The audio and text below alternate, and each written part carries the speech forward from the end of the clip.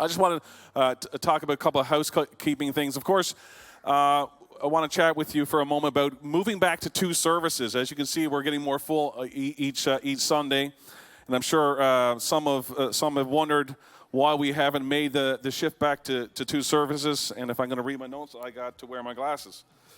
And of course, we're always wanting to have options for people to attend our services, and at the same time, coming out of COVID.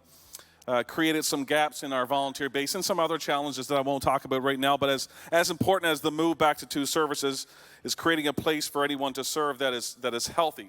And so we quickly realized that as we began to look at moving back to multiple services in March, that we would need a significant increase in our volunteer base.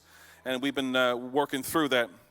And we also need some time to rebuild that base. Not just to rebuild, but also we didn't want to place too much of a burden on our existing volunteers. And I want to take a moment, and I know that we've been open now for since February, but I want to take a moment in this service to acknowledge all the volunteers that came back and have served Bethesda since we've opened. Let's show our appreciation to them this morning.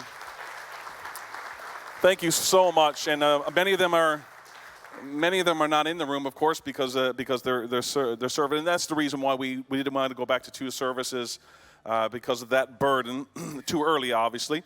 So we felt not to rush back into 2 services. And of course, making the transition back during the summer months isn't ideal either, is it? Because people are moving around, holidays and things, and people needing a break during the summer. So now I want you to follow these directions, okay? Because it's a lot of directions, but I know you can do it. Just say out loud, I can do this. Okay, so starting next Sunday, as we announced last Sunday, that we are staying with 1 service, but we're moving from 11 a.m., I know this is going to be tough for some of you, to 10 a.m. All right? My wife showed up this morning at 10 a.m. All right? And now I'm dead because I told you that. But the next Sunday for July and August, we'll be shifting to 10 a.m. in the morning, and then of course, that's starting next week. Next, we set a date to move back to 2 service on September the 11th for 9 a.m. and 11 a.m. So just kind of close the door on that right now, but just remember the date. So this has given us some opportunity to identify 4 areas that need improvement and time to work through those different areas, one of which is our volunteer health. It's important that not only do we grow our volunteers, but we have healthy volunteers. And so it's volunteer health. It's an opportunity to build our volunteer base that places you in areas to serve that you're gifted in, and just those areas.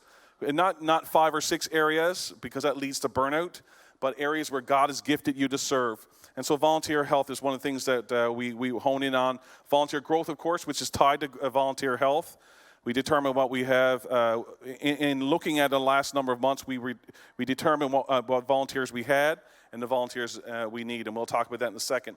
Third, of course, is building space constraints. If you can remember back in 2019, we had a property review committee, assessment committee launched to talk through our volunteers, our space issues, and we'll re-engage that again. But we're back against that again with our building space constraints. And last, of course, you know as well as I do, if you've experienced coming out of a service and the second service coming into a service, there's foyer dynamics. So we recognize some crowd flow issues there. So here's some action items that we're working on.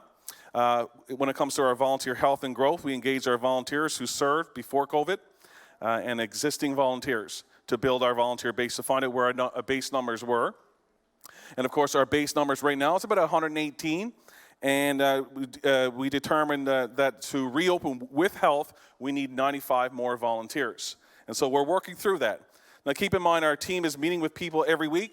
And Bethesda is growing, and there's people moving into serving, so that number is getting better all the time. So we're ensuring that our volunteer systems are in place, and our volunteer systems are very important to us, and that is when a person comes to Bethesda, whether by faith or new to Bethesda, they do a giftings test, and do plan to protect, and all those things, and we're sure that those systems are in place so that we can move quickly through those volunteer systems.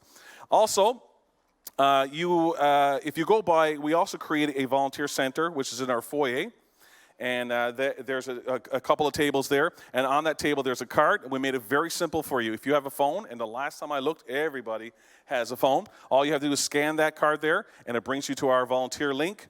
And it shows you all the areas where you can volunteer moving into September the 11th. And so that's all the areas. So make sure you go by and look at that. And Pastor Megan will talk a little bit more about the details of what this month, what teams we're emphasizing this month. Also, we are addressing our building space issues. Now that we're open, as I said, we recognize some of the long-standing space issues that we've had with our building.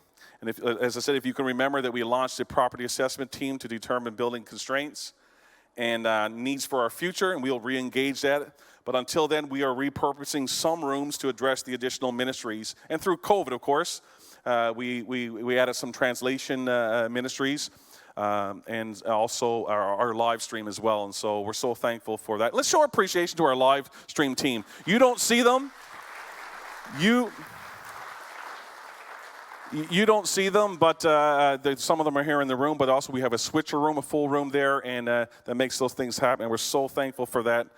So we'll be repurposing some rooms to address those needs as well. So other action items is we'll be renovating the children's ministry area in our foyer. We're doing some permanent AV installations in our multipurpose room, along with staging for our children's ministry, evaluation of our translation gear, some small renovations to our platform in the back here so we can add storage behind this wall. And lastly, upgrading our Wi-Fi network so that our children's check-in system is working in key areas of our building, and so that we're engaging that. And so that's it may seem a lot to you, but we're engaging that. And of course, this is going to take some funding. And so we'll be engaging some of our home missions investment fund that we have at our head office to help with the purchase of those items. And of course, that fund is, we've been collecting that fund over the number of years. Any excess cash we place into that fund for these very purposes. And so we're thankful for your generosity there, and we'll engage that.